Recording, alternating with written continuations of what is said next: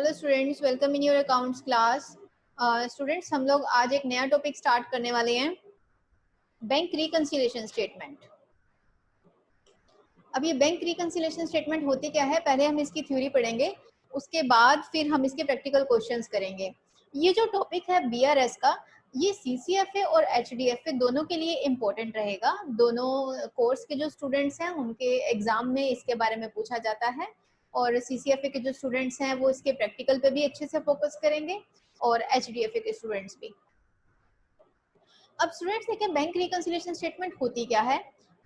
जैसे कि आप इसमें देख सकते हैं, it maintains the cash book to record both cash as well as bank transactions, and cash book has a cash column which shows cash available with business and a bank column which shows the cash at bank. जब आप cash book बनाते हैं, आप market से इसका एक cash book purchase करके देखेंगे तो आपको पता लगेगा कि उसमें ना दो कॉलम्स होती हैं। तो हमने दो इसमें बनाने होते हैं, एक हमारे रिसिप्ट साइड होती है, एक हमारी पेमेंट साइड होती है। तो रिसिप्ट और पेमेंट साइड में अलग अलग पेज पे ही होती है ये। तो कैश और बैंक दो कॉलम्स में हम इसको डिवाइड कर लेते हैं, क्योंकि जो बिजनेस की ट्रांजैक्शंस हैं उनका जो लेन देन है वो दो तरह से चल रहा होता है। जैसे पार्टी की पेमेंट्स आप कैश में भी कर रहे हैं, पार्टी से रिसीव आप कैश में भी कर रहे हैं, पार्टी की पेमेंट्स आप बैंक के थ्रू भी कर रहे हैं, और आपको कस्टमर से रिसीविंग चेक के थ्रू भी हो रही है। तो इस तरह से हम लोग दो कॉलम अपनी कैश बुक में बना के चलते हैं।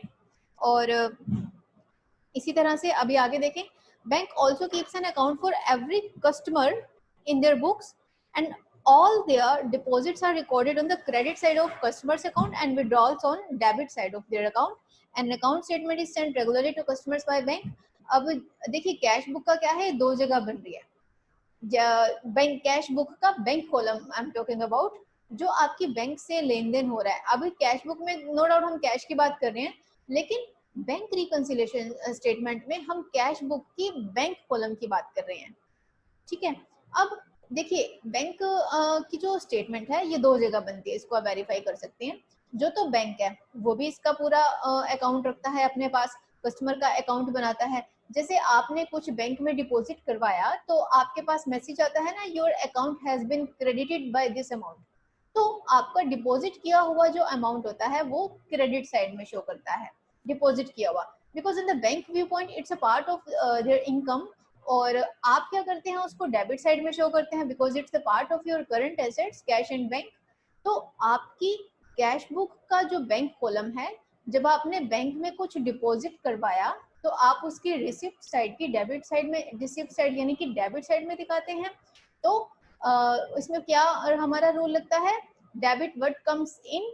तो और दूसरा व्यू पॉइंट क्या है कि हमारी एसेट्स आर आल्सो इंक्रीजिंग, तो बैंक को डेबिट कर रहे हैं। तो हमारा डेबिट बैंक का क्रेडिट, बैंक का डेबिट हमारा क्रेडिट। ऐसे ही if you withdraw something from your bank, some amount of your bank, तो आपका अकाउंट क्या होगा, डेबिट हो जाएगा। और आपने कुछ विड्रॉ किया और इधर से आप अपनी कैश बुक में क्या करेंगे, जब आप बैंक से कुछ विड्रॉल कर रहे हैं आप उसको क्रेडिट करेंगे, क्योंकि your bank balance is getting decreased. और जब आपकी एसेट कम होती है तो हम उसको क्रेडिट करते हैं, और एसेट बढ़ती है तो हम उसको डेबिट करते हैं। चलिए, sometimes the bank balances as per cash book and bank statement doesn't match, and in case balance available in the passbook doesn't match the bank column of a cash book and the business should identify reasons for the same, it is important to reconcile the differences. अभी देखिए क्या है कि जब आप cash book बना रहे होते हैं तो जैसे हम इसको मंथ वाइज लेके चलें, फर्स्ट किसी भी मंथ की फर्स्ट डेट से लेके लास्ट डेट तक, ओके। तो आपके जो बैंक कॉलम का बैलेंस निकल रहा है, और वो बैंक स्टेटमेंट आपने उसी मंथ की बैंक स्टेटमेंट निकलवाई, और उस स्टेटमेंट में जो बैलेंस है बैंक का वो आपकी कैश बुक की बनाई हुई बैलेंस से मैच नहीं कर रहा है। तो वो कितने अमाउंट से आपका डिफरेंस आ रहा है उसको क्लियर करने के लिए, हम उसको रिकंसाइल करने के लिए हम क्या बनाते हैं, bank reconciliation statement. That means at that time we are suppose to find out the reasons कि हमारे डिफरेंसेस क्यों आ रहे हैं। उसके लिए हम क्या बनाएंगे, BRS. For reconciling the balances as shown in cash book and passbook, a reconciliation statement is prepared known as bank reconciliation statement, and in other words it's a BRS. or which is prepared for reconciling the difference between cash book and bank column as per bank column and passbook on a given date. अब देखिए statement, अगर जो हम statement की बात करें, इसका जो टोटल होता है ना, वो एक डिजायर्ड आपके अमाउंट जिससे आपने उसका कंपैरिजन करना होता है उसके इक्वल आता है। जो अकाउंट बनाते हैं तो अकाउंट में हमेशा बैलेंस बचता है, स्टेटमेंट में बैलेंस नहीं बचता, इसमें बैलेंसेस इक्वल आते हैं जिस पर्टिकुलर डिजायर्ड प्लेटफॉर्म या डिजायर्ड डॉक्यूमेंट से आपने उसको मैच करना होता है। अब इसके रीजंस के ऊपर आते हैं। Why we need to prepare BRS? It's not compulsory to prepare BRS and there is no fixed date or preparing BRS. It is prepared on periodical basis for checking that bank related transactions are recorded properly in cash books, bank column, and also by a bank in their books. BRS helps to detect errors recording transactions and determining the exact bank balance as a specified date. अब क्या है, इसकी need तो नहीं है, compulsory नहीं होता, mandatory नहीं होता बीआरएस बनाना। ये किस लिए हम बना रहे हैं, आप पीरियडिकल बेस पे, आप इसको मंथ वाइज बना सकते हैं, आप इसको 2-3 महीने का इकट्ठा बना सकते हैं कि आपकी कितने नंबर ऑफ ट्रांजैक्शंस हो चुकी हैं बिजनेस में। अगर उनकी नंबर ऑफ ट्रांजैक्शंस आपकी ज़्यादा हैं जिनको आपको इकट्ठा वेरीफाई करने में प्रॉब्लम आती है, तो आप उसको वीकली या मंथली बेसिस पे भी बना सकते हो। तो इसका कोई डिजायर्ड टाइम नहीं है, कोई स्पेसिफिक टाइम नहीं है आपने कब बनाना है। जैसे कि हमारी फाइनेंशियल स्टेटमेंट्स होती है ना, जो आपने ईयर एंड पे ही बनानी होती हैं, तो इसमें ऐसा कुछ नहीं होता और ये कभी भी आप बना सकते हैं। और ये क्या करता है, टू डिटेक्ट द एरर्स, जो आपकी पासबुक का बैंक कॉलम है और उधर से बैंक स्टेटमेंट में अगर दोनों में मिसमैच हो रहा है तो वो बीआरएस आपका क्या करेगा, उस एरर को निकाल के हम उसमें डाल देंगे, उनके रीजंस आइडेंटिफाई करेंगे। तो कई बार जरूरी नहीं होता कि हर बार ही आपका एरर आए, जो आपके ट्रांजैक्शन है और बैंक की ट्रांजैक्शन है दोनों मैच करें तो ये बैलेंस इसका जीरो भी आ सकता है, नील भी आ सकता है, ये आपका वेरीफाई हो जाता है। Now how to prepare BRS.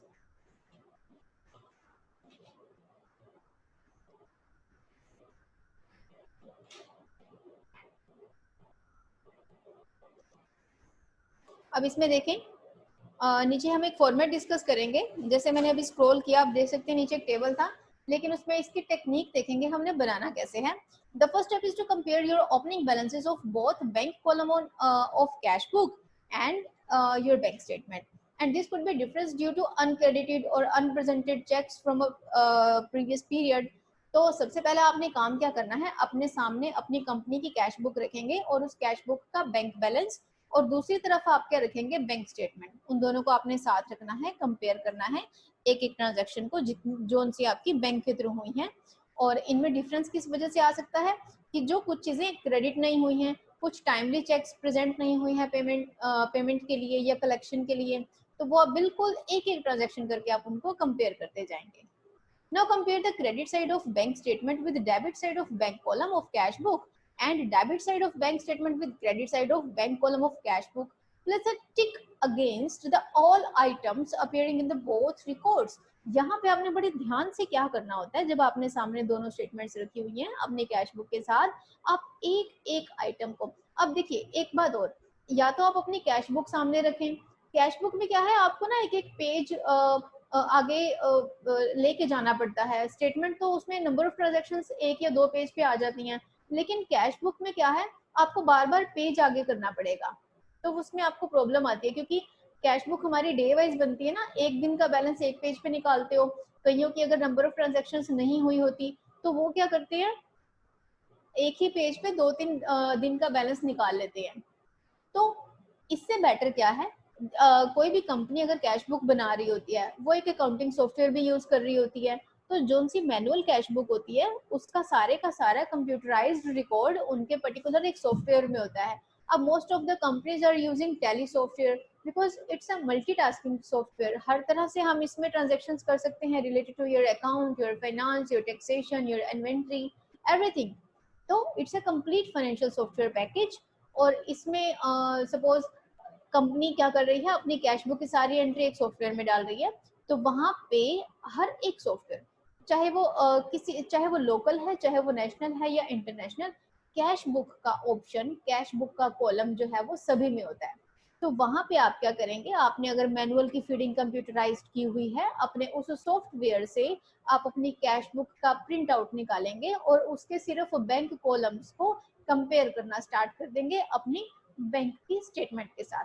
तो it will be quite easier than to comparing your statement with your manual cash book. तो अब सेकंड पॉइंट में हमने क्या किया, बैंक स्टेटमेंट का जो क्रेडिट साइड है, यानी कि जो आपकी डिपॉजिट साइड है as per bank statement, you will compare that credit side with the debit side of your cash book of bank column. तो दैट मस्ट बी इक्वल। जैसे 15,000 है, वो 1 जून को क्रेडिट हुआ हुआ बैंक में किसी चेक के थ्रू, और वही 1 जून का चेक आपकी कैश बुक के बैंक कॉलम में भी चढ़ा होना चाहिए विद प्रॉपर डिटेल्स। तो आप एक एक आइटम को मैच करते जाएंगे, बैंक के डेबिट को अपनी क्रेडिट साइड के साथ और बैंक की क्रेडिट को अपनी डेबिट साइड के साथ। अमाउंट उनका और उसकी डिस्क्रिप्शन और डिटेल, उसको आप टिक मार्क करते जाएंगे। अब जोन जोन से बैलेंस तो आपके मैच हो रहे हैं, you will just tick it, और जोन से आपके रह गए हैं उनके ऊपर आप सर्कल करें या कुछ इस तरह से मार्क करें कि आपको वो रिकंसिलिएशन स्टेटमेंट में डालना पड़े बाद में, या फिर आप साथ के साथ भी डाल सकते हो। जो सेम है, कंपेयर हो रहे हैं, इक्वल हैं, then you will just tick it कि ये हमारे बिल्कुल एडजस्टेड है। थर्ड पॉइंट पे आते हैं।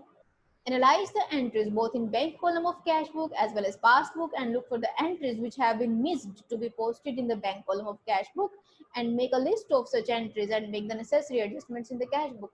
ये वही पॉइंट है जो अभी हमने डिस्कस किया था। जब आप उनका एनालिसिस स्टार्ट करते हैं बैंक और कैश बुक का, बैंक स्टेटमेंट और कैश बुक का, तो जो एंट्रीज उनमें मिस्ड हैं, जो आपने बैंक कॉलम में नहीं डाली हैं, उनको आप क्या करेंगे, उनकी एडजस्टमेंट करेंगे। तो उनकी एक लिस्ट बना लेंगे आप, क्योंकि वो आपने क्या करनी है, बैंक रिकंसिलिएशन स्टेटमेंट में डालनी होती है। And correct if any mistakes और error appears in the cash book. अगर आपकी कोई एरर आ रही है, कोई मिस्टेक आ रही है, तो आप उसको करेक्ट कर लेंगे। And calculate the corrected and revised balances of cash books bank column. इसी तरह से आप कैलकुलेट करेंगे जो आपके रिवाइज्ड और करेक्टेड बैलेंसेस हैं कैश बुक के बैंक कॉलम के साथ। अब क्या करेंगे, आप बैंक रिकंसिलिएशन स्टेटमेंट बनाना स्टार्ट करेंगे with updated cash book balance. जो आपका लेटेस्ट कैश बुक बैलेंस आया है उसके साथ आप इसको बनाना स्टार्ट कर देंगे। And add the unpresented cheques, that means checks which are issued by the business firm to its creditor or supplier but not presented for the payment, यानी कि expense, इनको हमने क्या करना है, ऐड करना होता है। that means now we are talking about the unpresented checks, जो चेक अभी तक हमारे प्रेजेंट ही नहीं किए हैं पेमेंट के लिए। हमने क्या किया था, पार्टी को चेक दिया पेमेंट के लिए, उसने हमारे बैंक से विड्रॉ ही नहीं किया, तो हमारे बैंक में बैलेंस अभी तक पड़ा हुआ है। then we will add up that amount in our bank reconciliation statement with the same amount कि वो अभी तक ऐड रहेगा। and deduct an uncredited checks and checks paid to the bank but not yet collected, that means income।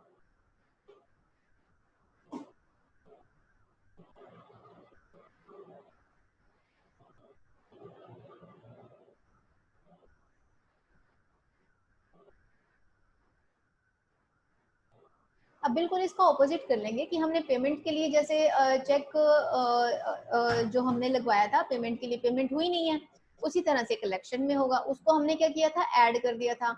इसमें हमने क्या किया है, जो हमारा कलेक्शन वाला है, हमने कस्टमर से जैसे चेक कलेक्शन के लिए आया तो वो हमने अपनी तरफ से तो ऐड कर दिया क्योंकि वो चेक हमें मिल गया, लेकिन वो बैंक से तो अभी निकला ही नहीं है, तो वो हमारा उधर से वो जो बैलेंस है वो आपका कैसे एडजस्ट होगा, क्योंकि वो गया ही नहीं है तो वापस आप उसको माइनस कर देंगे क्योंकि उसकी विड्रॉल ही नहीं हुई है।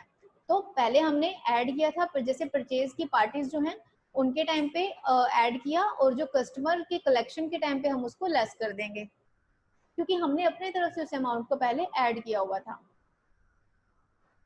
and make all necessary adjustments for the bank errors. In the case bank reconciliation statement begins with the debit balance as per bank column of cash book and add all the amounts and credited by the bank, deduct all the amounts and credited by the bank।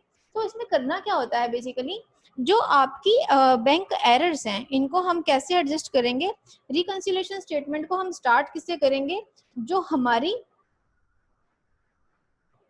Cash book का जो bank column है उसको हम opening balance में ले लेंगे और उसके अंदर जितने भी हमारी एरर्स हैं यानी कि एडजस्टमेंट वाली एंट्रीज जो अनपोस्टेड अमाउंट और मिस मैच अमाउंट है वो उनको डाल के फिर उनको ऐड और less as per their rules हम करेंगे और जो हमारा लास्ट में जो बैलेंस बचेगा वो हमारी पासबुक के या बैंक स्टेटमेंट के बचे हुए बैलेंस से मैच करेगा।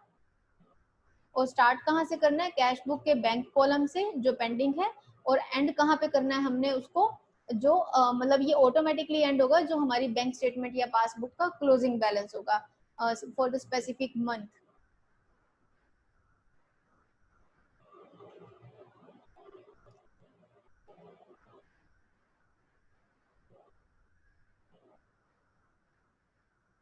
अब स्टूडेंट्स ये आप परफॉर्मा देख रहे होंगे जो मैं अभी स्क्रॉल कर रही हूँ, इसमें काफी सारी ऐसी आइटम्स दी हुई हैं। ये आपको मैं गूगल क्लासरूम में शेयर करूंगी, इसको आप अच्छे से पढ़ सकते हैं। इनमें ना हमने वो वाली सारी आइटम्स ली हुई हैं कि जितने अमाउंट से हमारी कैश बुक बढ़ रही है उसको हम ऐड कर देंगे, और जितने अमाउंट से it's not a cash book, it's a bank balance, जितने अमाउंट से वो बढ़ रहा है हम ऐड करेंगे, और जितने अमाउंट से हमारा बैंक कम हो रहा है हम उस अमाउंट को इसमें लेस कर देंगे। अब देखिए बैंक रिकंसिलिएशन स्टेटमेंट ना हमारी दो तरह से बनती है। Most of the times we prepare as per balances cash book, और बहुत रेयर हम लोग क्या करते हैं बैलेंस एज पर पासबुक से उसको मेंटेन करते हैं। तो करना क्या होता है मोस्ट ऑफ द केसेस में, जैसे हम ये कर रहे हैं इस केस में हम उस ट्रांजेक्शन का ऑपोजिट कर देते हैं। पेपर में अगर क्वेश्चन आता है ऐसा तो हम इसको ऑपोजिट करेंगे, बट मेनली हम लोगों ने इसको ऐसे ही बनाना होता है। अब इनमें कुछ आइटम्स ऐसी ले लेते हैं जिससे आपको जल्दी समझ में आ जाएगा। जैसे check deposited in the bank but not credited by bank. अब बैंक हमने चेक डिपॉजिट करवाने के लिए बैंक में उधर लगाया, लेकिन वो अभी तक बैंक ने उसको क्रेडिट ही नहीं किया यानी कि ऐड नहीं किया। हमने अपनी कैश बुक में उसको ऐड कर दिया था, बट अगर हम इसको balance as per cash book से लेके चल रहे हैं तो इसको वापस लेस कर देंगे, और अगर पासबुक से लेके चल रहे हैं तो ऐड कर देंगे। ये ऑपोजिट होता जाएगा। हम इसमें जो भी चीज डिस्कस करेंगे ये सारी ऑपोजिट होती जाएगी, लेकिन अभी हम सारे क्वेश्चंस क्या करेंगे एज पर कैश बुक के अकॉर्डिंग, तो इसको समझना बहुत जरूरी है। और ठीक इसी तरह से cheques issued but not presented for payment. अब पेमेंट के लिए हमने चेक लगवाया था तो पेमेंट हमारी हुई नहीं है बैंक से, वो वैसे का वैसे ही पड़ा है। हमने अपनी कैश बुक में से तो लेस कर लिया लेकिन बैंक में ऐसे ही है, यानी कि जितने अमाउंट से मैंने आपको बोला था हमारी बैंक स्टेटमेंट पे इम्पैक्ट पड़ रहा है वही हमने अपनी रिकंसिलिएशन स्टेटमेंट में करना है। जितने अमाउंट से बढ़ रही है तो ऐड कर देंगे, कम हो रही है तो लेस कर देंगे। ऐसे ही अब पेमेंट नहीं निकली तो हमने इसको क्या कर दिया, ऐड। ऐसे ही interest charge by bank but not credited in the